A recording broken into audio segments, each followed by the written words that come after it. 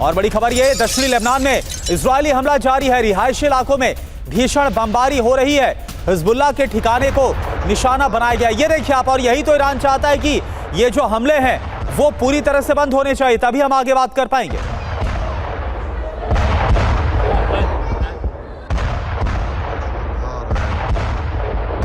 और देखिए दक्षिणी लेबनान यानी कि साउथ लेबनान से एक और खबर। साउथ लेबनान के सिडोन में हमला हुआ है। इमारत में भीषण धमाका हुआ। इमारत में हिजबुल्लाह के लड़ाके छिपे हुए थे।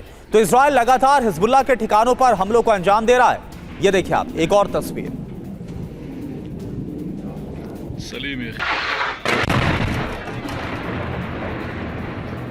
और एक और बड़ी खबर, लेबनान के 3 शहरों में आज सुबह हमला हुआ है। इजरायली मिसाइलों से भीषण तबाही मची है। हमले से कई रिहायशी घर जमींदोज हो गए। ये देखिए आप, धमाके के बाद धुएं से भर गया पूरा आसमान।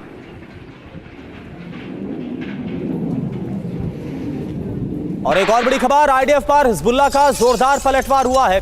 अल बायदा में ड्रोन और रॉकेट से हमला किया गया। इजरायली ग्राउंड फोर्स को निशाना बनाया गया। तस्वीरें।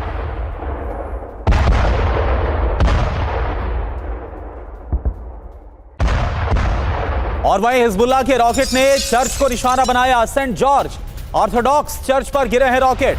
आईडीएफ का दावा, हिजबुल्लाह लेबनानी नागरिकों को खतरे में डाल रहा है।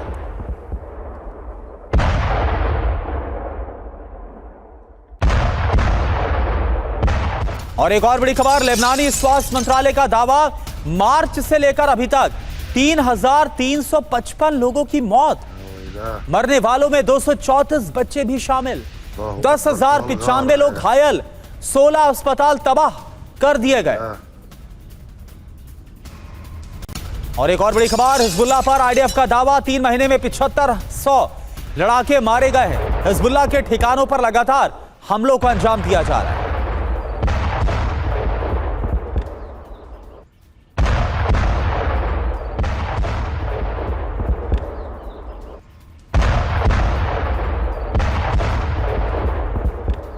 तो ये तस्वीरें आपके सामने है। आईडीएफ की तरफ से दावा कि 3 महीने के अंदर 7500 7500 हिजबुल्लाह के लड़ाके मार दिए गए और हिजबुल्लाह के ठिकानों पर लगातार हमले हो रहे हैं। ये तस्वीरें भी आपको हम दिखा रहे हैं हिजबुल्लाह के ठिकानों पर हमलों की। तो आप देखिए इस वक्त क्या हो रहा है लेबनान के अंदर, कैसे आईडीएफ की तरफ से हमला किया जा रहा है। सेंट जॉर्ज ऑर्थोडॉक्स चर्च पर रॉकेट से हमला किया गया। मार्च से लेकर अभी तक 3,355 लोगों की मौत का दावा, मरने वालों में 234 बच्चे भी। ये बहुत ही मार्मिक पहलू है इसका। 10,095 लोग घायल हुए, 16 अस्पताल तबाह हुए। हिजबुल्लाह पर आईडीएफ का दावा कि 7500 जो हिजबुल्लाह के लड़ाके हैं वो मारे गए हैं और अभी भी लगातार जो हमले हैं वो जारी है, ये भी कंफर्म किया गया।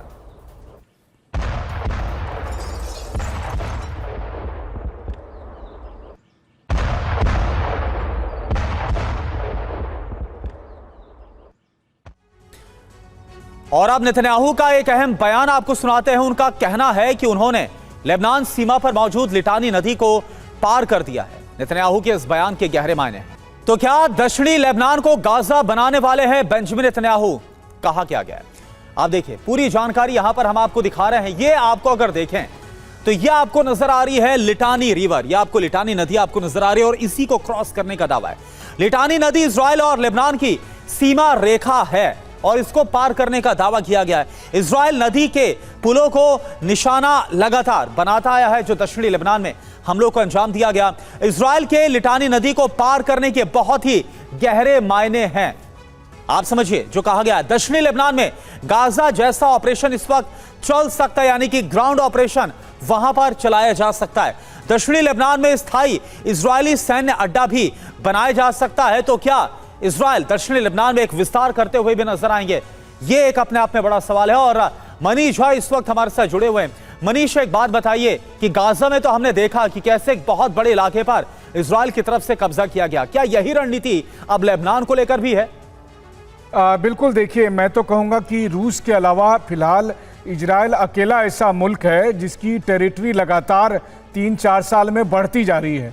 इस वक्त अभी आपने एक मैप दिखाया कि किस तरह से लितानी रिवर तक, तो पहले वो बफर जोन के नाम पर कब्जा कर लिया उन्होंने और अब लितानी रिवर के उस पार तक चले गए। देखिए, इससे पहले हमने देखा कि गाजा में क्या हुआ, गाजा में बमबारी के बाद कैसे गाजा की ज़मीन पर आज की तारीख में आईडीएफ का पूरा कंट्रोल है। उसी तरह से लितानी रिवर तक लेबनान में इनका पूरा कंट्रोल है। वहीं तीसरी तरफ आप देखिए कि जब सीरिया में अस्थिरता हुई तो फिर किस तरह से सीरिया में द्रुज इलाकों तक, द्रुज लोगों को प्रोटेक्शन देने के नाम पर गोलान हाइट्स के काफ़ी अंदर तक उन्होंने कंट्रोल कर लिया।